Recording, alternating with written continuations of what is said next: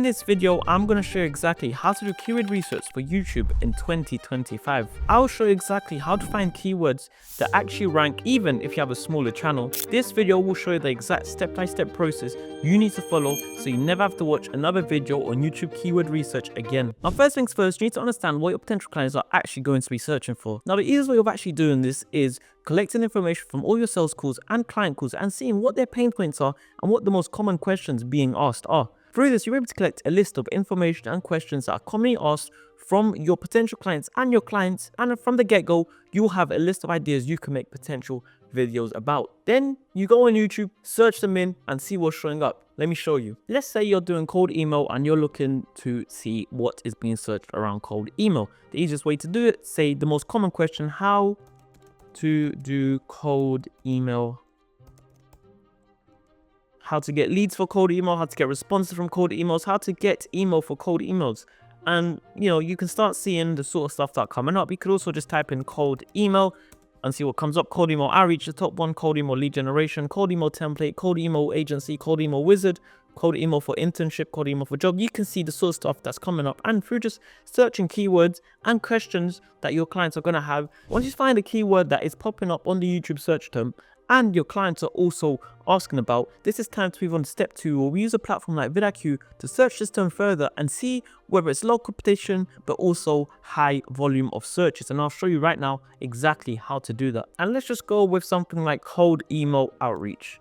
So we'll type in cold email outreach, which I'm assuming is going to be relatively high in both competition and, you know what, the competition is actually relatively low compared to what I thought. The search volume is quite high, but we can go then on related keywords or matching terms, which I usually start with, and you're going to see what's kind of being searched. Cold email outreach loom. Here you can see that's getting 7,000 monthly searches and the competition is actually extremely low. And then what you want to do is actually open a new doc and write in all these keywords that are popping up and are quite good in terms of the score. So we'll start with our first one, which was cold email outreach. And then we'll go to cold email outreach loom. And we'll continue searching on here what is, quite popular, more matching terms. We can also go on related keywords and see what's kind of popping up there. I like to kind of filter through very low and just kind of, keep an eye on the search volume, see who and what is, has a high amount of search volume. So as we scroll here, you know what, cold outreach itself is quite actually a good keyword at 17,000, and it has a very low competition. So we will add cold outreach on there just to add on. Cold email template is also a relatively highly searched and low competition, so we'll also add cold email template into our list, and we'll continue doing our search. And you can also search more broader terms, something just simple as cold email, and just see what is also coming up. So if you go on matching terms again, cold email outreach is the most sort of publicized one. Cold email masterclass, that's a good one. As you can see, it's good search volume, low competition, so we'll add that in to our keywords. And then you're going to get ideas for separate videos as you're doing this as well. As you can see, something like Apollo.io, which is a commonly known, cold email platform. You're going to see, for example, it's extremely low competition, very monthly searches. So then you can make a separate document and start also researching this one. But at the moment, we're going to keep on our cold outreach loom video and just continue doing some more research for that. This can take time. Do not rush this process. Take as long as you need. The more time you spend on this, the more quality of keywords that you have, the better your results will be from your video. This can take as long as it needs. So at the moment, I think we'll stick with these keywords that we've currently got, and now we're going to move on to step 3. Now that we got our long tail keyword, we're going to go back on YouTube, search this new term to see who is ranking for it, check out their thumbnail, see if it's still getting views per hour, and also see the sort of subscriber counts of people that are ranking for this term, and a few other aspects which I'll go into in detail in a second. So once we're back on YouTube, we're going to type in cold email outreach loom, and we're going to put that in. I'm going to see who's ranking for it. This is one of the keywords that ranks quite well. And as we can see, the latest video was 4 months ago. It's getting still 5 views per hour, which is good. This one, the second one below it, is getting 4 views per hour. This one's getting 2 views per hour. So in terms of views per hour, it's actually doing pretty well. So that is one thing to tick off the list. Is in terms of views for our cold email outreach, Loom is doing well. And next thing to look at is who is actually ranking for it and the subscriber count. As you can see, 35,000 subscribers, not the most amount, but quite a known brand in the sort of cold email industry. This one has 119,000 subscribers, you know, a lot higher subscribers. As you can see here, he's got 7,000 subscribers, so it's actually quite low on subscribers. So it is a keyword that you can potentially rank for. Here he is again with 7,000 subscribers, 7,000 subscribers again, and even down here you have someone on 700 subscribers who's also ranking for it. So it's definitely a word that you can potentially rank for. Now what you want to do is also search in there your actual term that you're looking for, cold email outreach Loom, and see how many people are using this exact keyword. And as you can see, there's not really anyone using this cold email outreach Loom sort of keyword. As you can see, the best Loom cold email strategy in 2024, starting from zero, do this to get clients. A lot of these videos, you know, this one that's ranking for 190k subscribers doesn't even use Loom in his title. And this is actually good news for us, because it means that if we title it properly, then we'll be able to rank for it a bit better, since we can use certain keywords. And then one thing you also want to look at is sort of just the thumbnails, as the thumbnails from these are actually pretty good. Some keywords you're going to find that the thumbnails are not going to be great, but this one actually has good thumbnails, so we have to make sure we're up to standard with our thumbnails and make sure we're matching these guys, and if not, trying to make it slightly better in a way. So now that we go, can see that cold email outreach is actually a good keyword to rank for. We're going to go back into vidiq. We're going to go back and type in cold email outreach Loom, and we're going to see some emails that are ranking for it. Best Loom cold email outreach strategy to get clients. This, as you can see, is actually ranking quite well. We're going to copy and paste that into here. And as you can see, he is now ranking top for that with 7,000 subscribers. He's ranking second for that with 35,000 subscribers. Now that you have a keyword that you found that's actually useful and good, it's time to start optimizing your package, starting with your title. So now we're back on here. We're going to start thinking of some titles that we can use. And, you know, this is another part where you want to take your time and go into real detail onto how you're doing. So, for example, this one, it is quite long. We can also, what you want to use is you want to use a character count. And just to make sure it's, you know, ideally under 50, but at the most you want it to be under 60 characters, so it's easy to rank. This is on 57, which is not bad. And just a simple another way to rank is you want to be able to, you can maybe cut that out and just put, so that's one example title. The next could be the best Loom cold email outreach strategy in 2025. Another simple way is to maybe target a different type of audience. So the best Loom cold email outreach strategy in brackets for beginners. This is a great way to attract a new market. This can be quite difficult for a beginner to learn from, and they'll rather just learn something that's specifically made for beginners. So this is another way to potentially, if that's your target audience, to go for them. Then you can also just give us some more variations, how to get clients with cold email outreach in, for again, 2025. And then what you want to do is just spend your time and actually come up with titles that you think will resonate with, number one, your target audience, which is why you need to have an ideal client that you're going to be targeting, and then number two, that causes some sort of curiosity and will make people actually click on the video. So take your time through this, come up with as many titles as possible, the more the better, and then just filter through, ask other people, what do you think of the title, which one will make you click, and go from there. Now, once you've got your title, you want to start moving on to thinking about your thumbnail. With your thumbnail, you want to ideally, number one, have your face in it. Your face will simply allow people to gain trust in you over time. The more someone sees your face in that niche, the more they will trust you, and over time they will trust you, and when they're ready to buy, they will come to you, since you are such a recognizable face within that sort of niche. I have a maximum of 3 focal points Once having more than this and you've got this on the screen and that on the screen and this in your thumbnail and that in your thumbnail, it gets too confusing for the viewer. And realistically, a viewer typically gets half a second to actually look at a thumbnail, register it, and decide if they're going to click or not.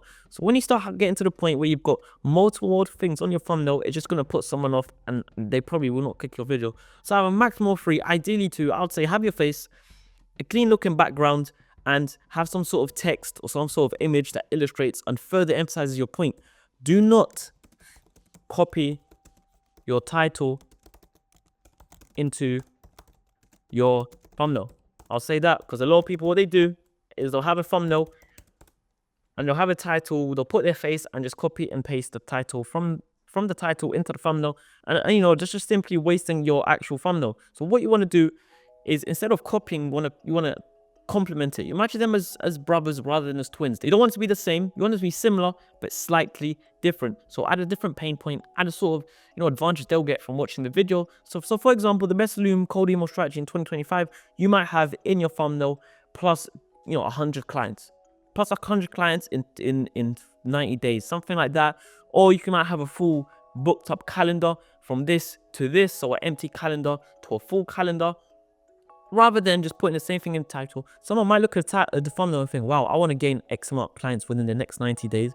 And then they'll, you know, that's just another way for them to click your video over just having the same kind of pain point, same thing in your thumbnail as your title. So that's just one thing to consider when creating your thumbnail. And obviously, just make the colors pop. Have a look at thumbnails in your industry, in other niches as well, and see what's doing well, what's getting clicked. And from there, create your thumbnail. Ideally, if you don't have the skills to create a thumbnail, I would say to outsource this, because the better your thumbnail, the better click rate that you're going to have on your video. Now we're going to move on to the description. The description is an important part that a lot of people kind of miss out and you know, tend to just not put too much attention into it. What you want to do with the description is ideally have your title at the top, have title at the top, and you just want to do it. The length is not too important, just don't make it too short. Go into detail, talk about what the video is going to show. And most likely people are not going to read the full description, but that's not the point of it. The point of it is to put as many of these keywords, and you're going to have more than this. This is just to show an example, but go through, have more keywords, and you want to put as many of these keywords in your title, in your description as possible. So here's an example. For say example, your first line in this cold email outreach masterclass. As you can see now, I'm implementing this keyword masterclass. We will go over the best cold email outreach Loom, and again we're using that same keyword that is guaranteed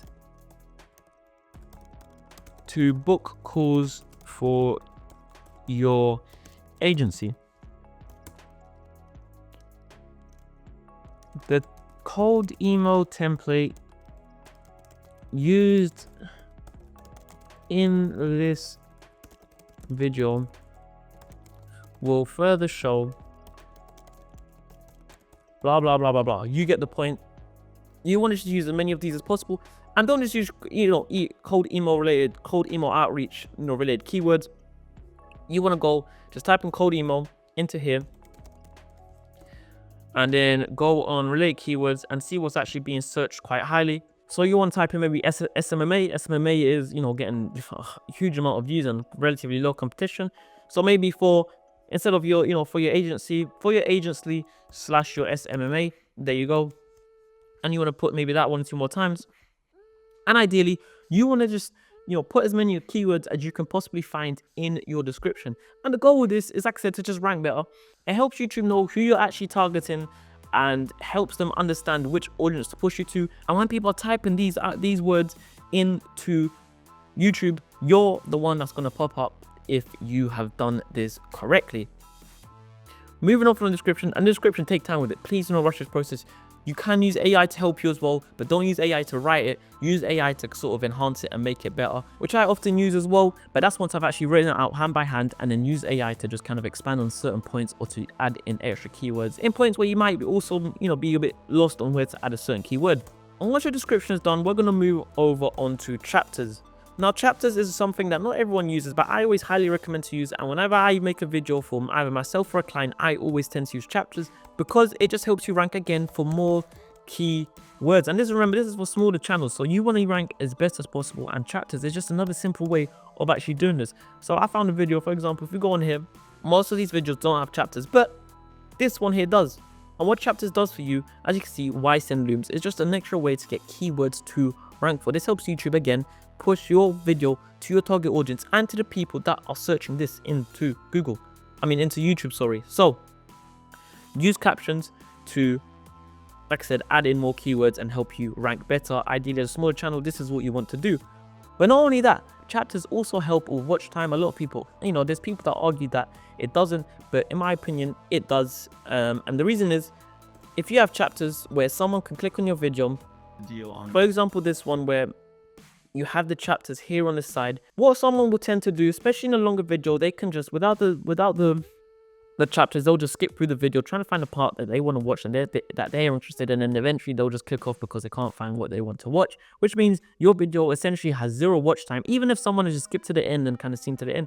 Whereas with chapters, if someone clicks on for example, a segment that they want to watch and they watch this whole segment here, that's just increasing your watch time. Even if they're just watching that small part, that is what YouTube cares about. It's actually how long people spend watching your videos, rather than they're just clicking on it, skipping through and then comment off. So the more time someone can spend watching your video, the better it is for the YouTube algorithm to push your video. So add in chapters to help people stay on your video and watch for as long as possible. So I'll add it here, increase watch time.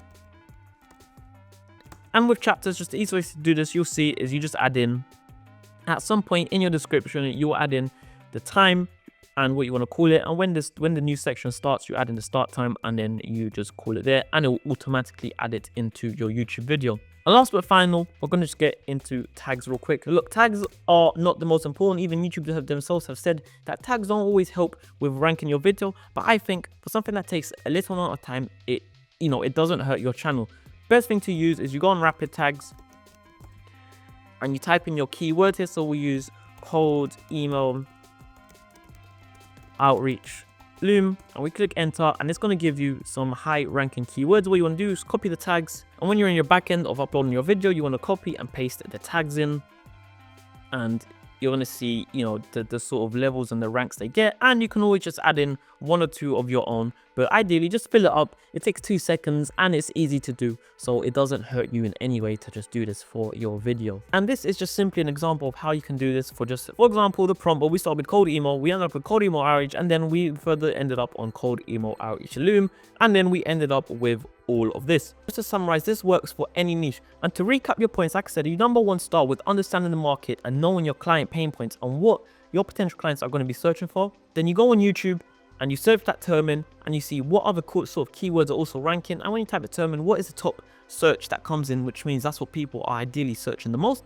You then go number 2, or you go into vidiq, you search that term further, you find what is low competition but also high volume. This is where you start going more in depth into which sort of words and you can add on to your main keyword to then rank for. From this, you're going to see just what's highly searched but also low competition. And then number 3, you go back on YouTube, you search it on YouTube again. You're going to want to look for the thumbnails, the views per hour, subscriber counts ideally, and with those 3, they'll give you a good indication as to if this video you'll be able to rank for this video or not. And then number 4, if the results are good, if from what you see you think yes, I can rank for that, then you're going to have to go into your backend and optimize your title with the keyword, have a good thumbnail that stands out from the rest of the thumbnails that are also making videos on that keyword.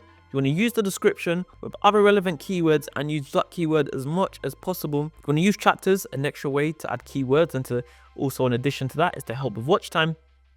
And lastly, just use tags. Even though people say it does not help, it's just another way to help you rank for that keyword, as little as help as it is. So look, the information in this video generally has the power to change your YouTube strategy for the better. So I hope you went through all of this, got to the end with a bunch of notes and got some value from it. So at this point, you have 2 options. You can try and implement this all yourself, spending the time, the money and the headache of trying to figure this out all step by step, because as simple as I made it sound, this takes a lot longer than it looks to get done properly. Or you can get help from someone like me who gets clients through YouTube with our proven system, so you can just get it right the first time. And if I'm being 100% honest, if you're not already getting clients through YouTube, then you definitely need some help. That's why I want you to click the first link in the description to book a strategy call with me right now, where number one, we will do a complete review of your YouTube channel, telling you where you're going wrong and what you need to improve.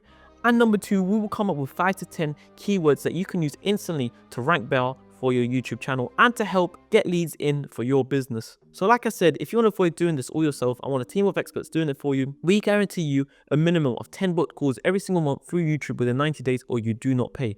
Like I said, if it's something that you're interested in, click the link in the description, book a call, and I look forward to speaking to you soon. Apart from that, check my channel for other videos, and I'll see you guys soon. Bye bye.